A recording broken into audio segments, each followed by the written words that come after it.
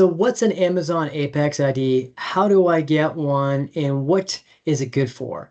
Hi, everybody. This video is going to answer those questions. My name is Derek Fahey. I'm a registered patent and trademark attorney with a Plus IP firm, and we deal with Amazon Apex proceedings all the time. We can help you if you need it, but let's get started. So first off, Amazon Apex ID is an identifier that's actually exclusively for utility patents, and it's part of the Amazon Apex program. Apex stands for Amazon's Patent Evaluation Express program. It allows you to resolve utility patent infringement on Amazon relatively quickly. So how do I get an Amazon Apex ID? Well, you actually have to institute these Amazon Apex proceedings. And first off, even if if you file an Apex proceeding and the other party defaults, you don't automatically get an Apex ID. You actually have the other party has to actually respond, participate in the program. If they don't, and then you have a successful outcome, then you'll get an Apex ID, which you can actually use to more quickly and automatically enforce against similar products that are sold via using similar ASINs. So I mentioned that the Amazon Apex ID and the Amazon Apex proceedings are good for utility patents, but it's not, you cannot do it for design patents, copyright, or trademarks. So that's something to be very cautious about.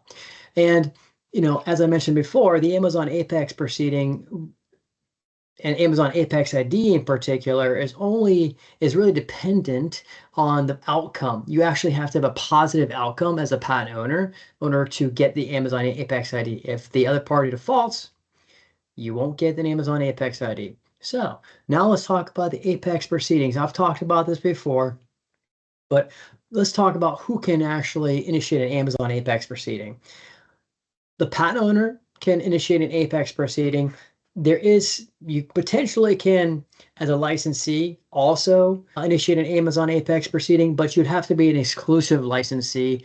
Amazon's pretty particular about that. So before you file the Apex proceeding, you definitely want to make sure you have the patent rights to do what you're doing. Also, before you actually file an Apex proceeding, you really want to make sure that you have all your ducks in a row. I would actually purchase the product offline, get it shipped to you, so that how you can evaluate the product and determine whether the device is infringing on the particular utility patent. Typically, in the Amazon Apex proceeding, you actually need to show a claims chart to show each and every element of the patent and each and every element of the device to show that it's infringing on the actual patent. In the Amazon Apex proceedings, you can actually submit in a single complaint up to 50 products, which is amazing. And it's really it takes only a couple months to get everything decided. So you've purchased a product, you've determined it's infringing. Then what you need to do is you actually have to initiate the Apex proceeding. In order to do that, you submit a short statement saying why the product being sold on Amazon and which ASNI number and which claim of the particular patent it's going to be infringing on.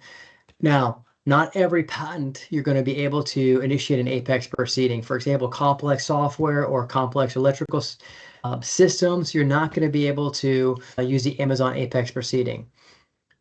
How the Amazon Apex proceeding works is we file a complaint. Then once we file the complaint, you have to pay. You sign an agreement saying that you would be submitting $4,000 and that you abide by the terms and conditions. And then Amazon will go to the other party or parties and ask them if they want to respond and actually go with you in the proceeding.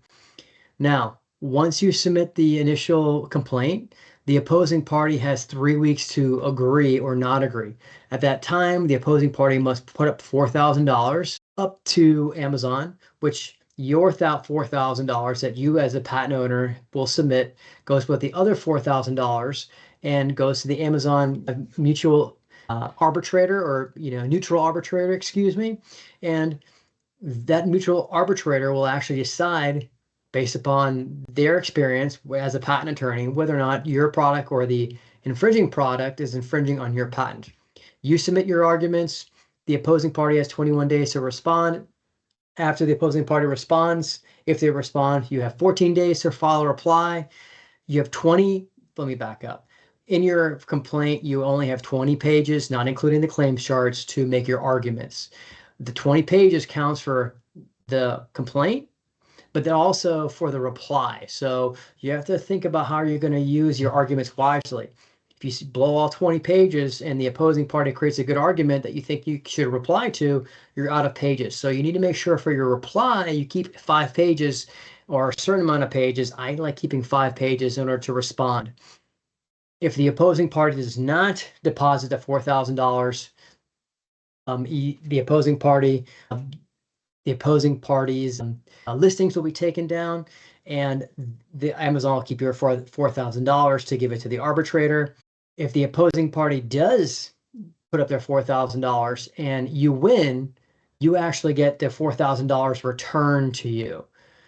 Now, if you actually beat the opposing party and you're successful in the Amazon Apex proceeding, the opposing party can certainly appeal or file a lawsuit against you in federal court saying that they're not infringing.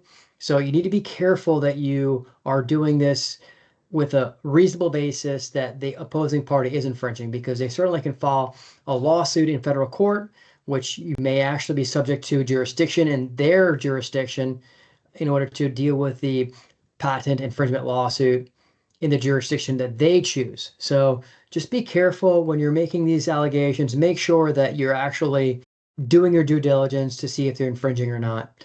All right. So with that said, Amazon Apex ID is a really amazing tool to use for Amazon Apex proceedings.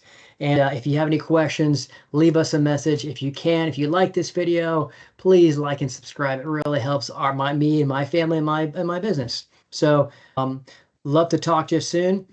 My name is Derek Fahey, patent and trademark attorney with the Plus IP firm. Thanks so much for watching. Take care, everybody.